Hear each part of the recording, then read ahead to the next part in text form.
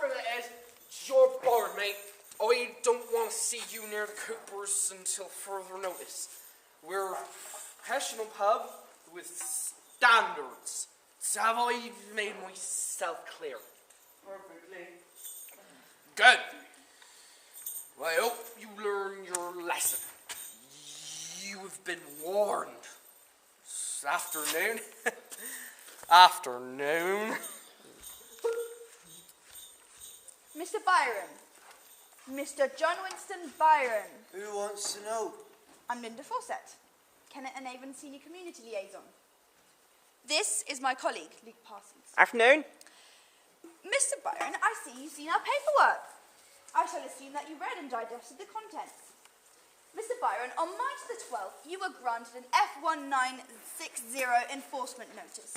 After refusing to reply to or acknowledge receipt of 6 subsequent summons, this morning you were granted an optional grace hours of 10. Have we met before? Mr. Byron, you know full well who I am.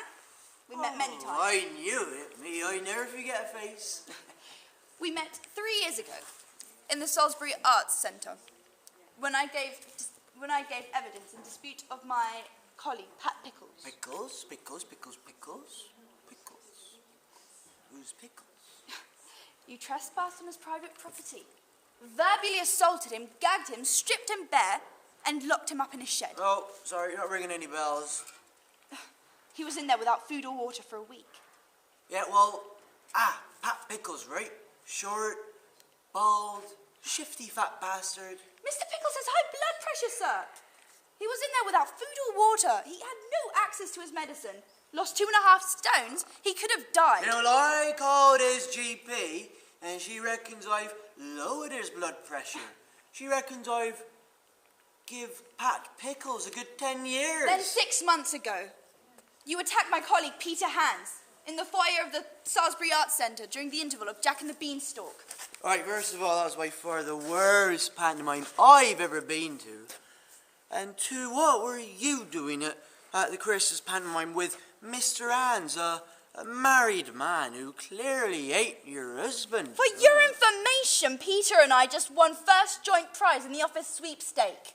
Oh, well, right, I see, because from where I was sat, Mr. Hans is aptly named. He's behind you!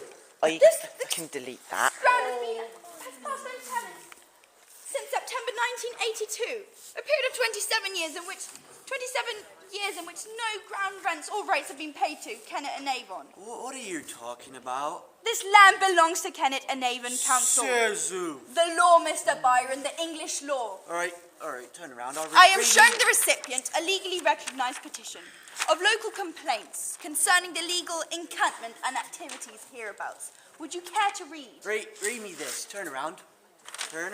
What does that say? What does it say?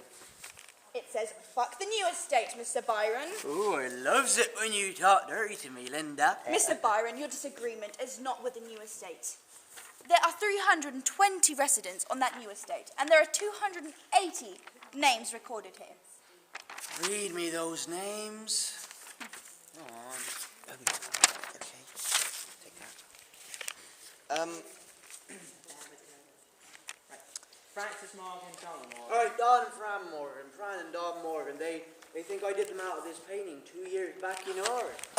Olive Phillips, Jessica Harding, Sydney Harding, Darrell. Right, Darrell, he still owes me a lawnmower from bloody 1989. Percy Lyle, Kate Brindle. Yeah, right, Percy.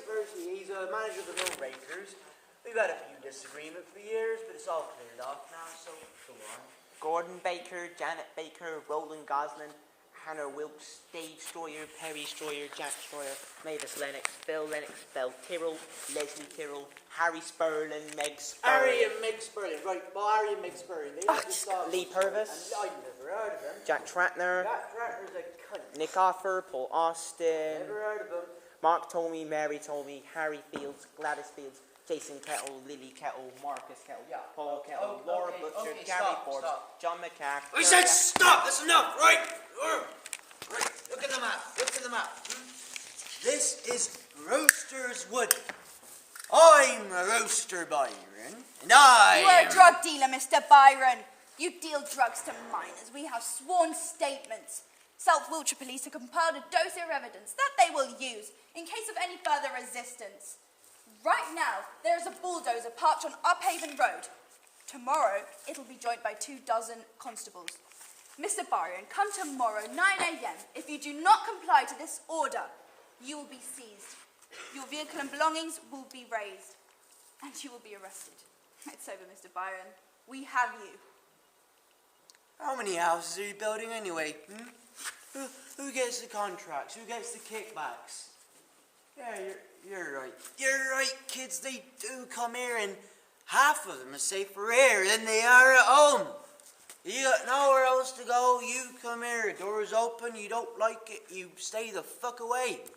I mean, what the fuck do you think an English forest is for anyway? Hear ye!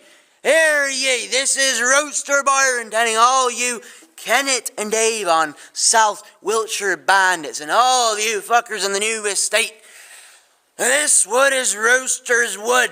So bang your gavels. Issue your warrants. Take your leaflets and your meetings and back your all poxy, sham-faced plot and get, or there'll be war on the streets before we're through. This is your last and final warning. Hear ye, hear ye.